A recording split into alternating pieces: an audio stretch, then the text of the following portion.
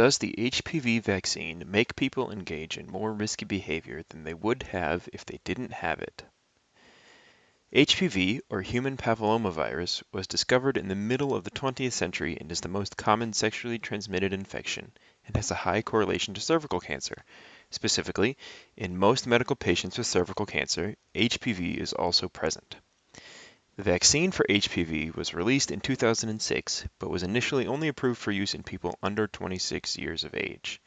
However, now it is available for people up to ages 45 in both males and females. The vaccine is important because of HPV's contribution to cervical cancer.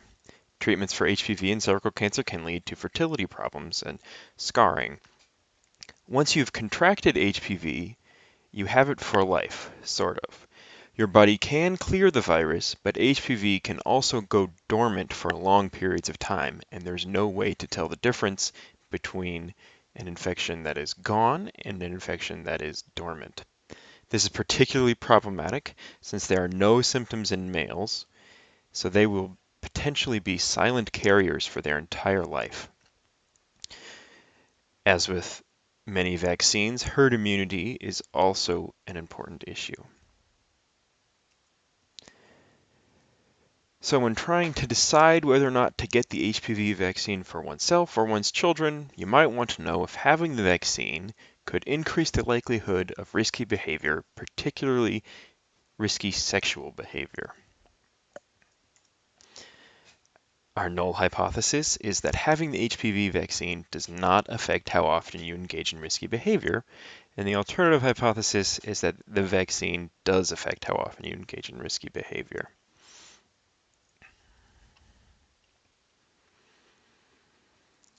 We conducted a survey asking people questions about their behavior and whether or not they had the HPV vaccine, as well as some demographic information.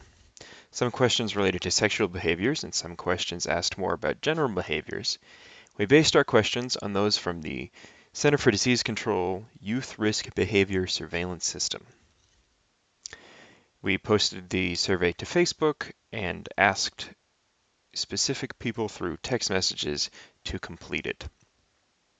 Our survey asked questions about many types of behavior, but we ended up focusing on these 7 types of behavior. 4 types of sexual behavior and 3 types of non-sexual behavior. We've defined these behaviors as risky for the purposes of this study. We included non-sexual behaviors because we figured that they would provide a good control. If there were to be a correlation between having the vaccine and a non-sexual risky behavior, that would be unexpected.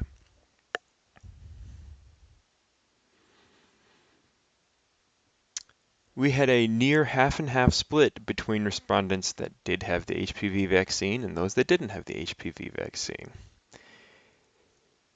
We still fell a little bit short of reaching 30 responses in each category in order to assume normal distribution, but it was nice to see that they were nearly even. As you can see here, most of our respondents are in their 20s, with the mean, median, and mode all falling between 20 and 30 years old.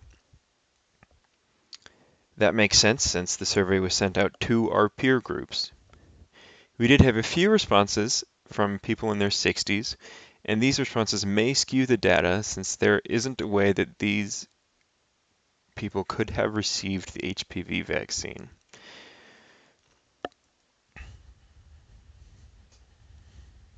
We did have many more females respond than males. Due to outreach and education efforts by the health community, females are more likely to have the HPV vaccine than males. So that is a consideration.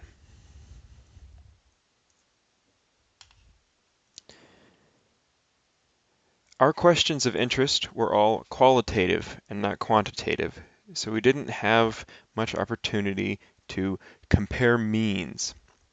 We did do frequency analysis with a confidence level of 5% or 0.05. There are two things to notice with our first behavior. How often do you speed?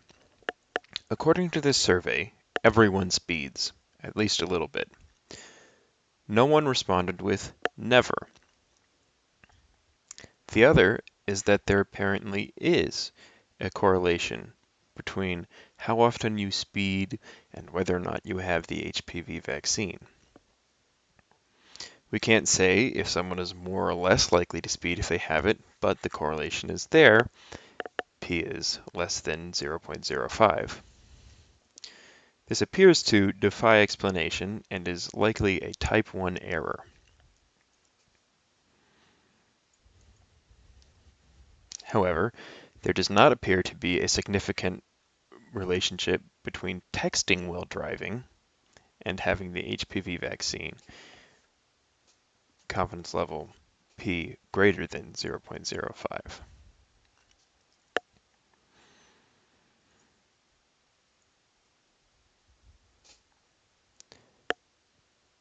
Driving under the influence of drugs or alcohol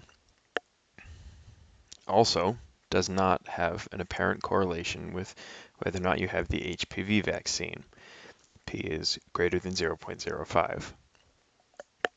Although this question may have been interpreted differently by different respondents, in that some may have answered the question as every time I'm under the influence, I drive, versus every time I drive, I'm under the influence.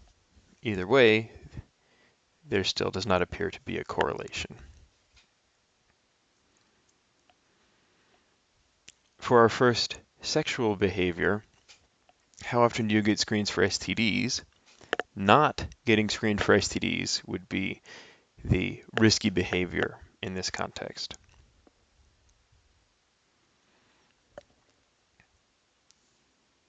There does appear to be a relationship between how often someone gets screened for STDs and whether or not they have the HPV vaccine. P is less than 0.05. A possible explanation for this is that both getting the HPV vaccine and getting screened for STDs are both medical procedures, and so they would both take place in a medical office, and you might even have both of them done at the same time.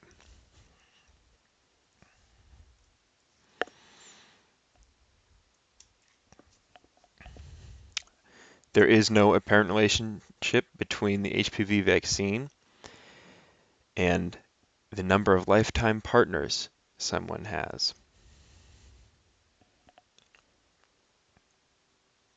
However, we recognize that the number of lifetime sexual partners may not be as good a risk indicator as some of the other questions we asked.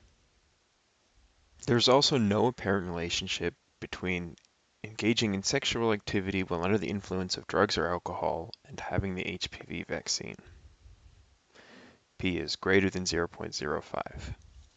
However, this question could suffer from some of the same confounding factors as the DUI question, where some respondents may have interpreted the question to mean every time I'm under the influence, I do something versus every time I do something, I'm under the influence.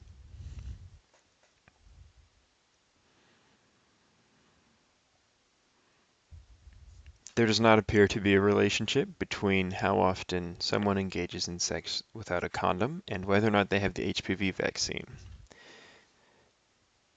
P is greater than 0.05. However, the confounding factors here may be that some couples may choose not to use a condom because they are using different forms of contraception, or they may be in a long-term and committed relationship. So the riskiness of this question would need to be refined in future studies. Our limitations include a sampling bias, since we sent the survey out to our peers, so most of our respondents matched our own demographics. Our sample size was also smaller than we would have liked in order to assume a normal distribution. As we mentioned before, when the vaccine came out in 2006, some respondents were already older than 26 years old, and so their responses skew the results in the non-vaccinated direction.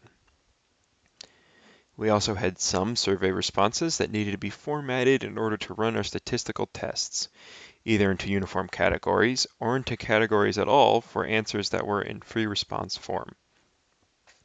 If someone were to replicate this study, or we were to conduct it again, we would limit the respondents to age groups that could have potentially received the vaccine. We would also start with a better definition of what constitutes risky behavior, and we would be sure that we had enough responses that we could break down the results into even finer demographics. That would mean people who have the HPV vaccine and are not, male and female that have the HPV vaccine or not, and hopefully down into ethnic and or socioeconomic demographic breakdowns.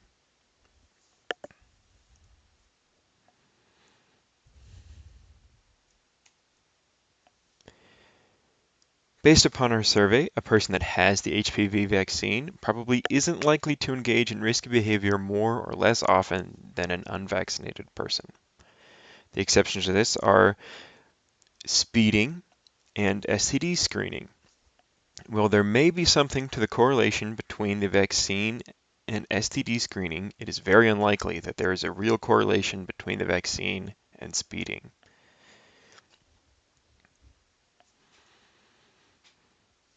If you want to learn more about HPV, the HPV vaccine, the Youth Risk Behavior Surveillance System that we base some of our survey questions on, or cervical cancer, check out these sources, particularly the CDC and the American Cancer Society.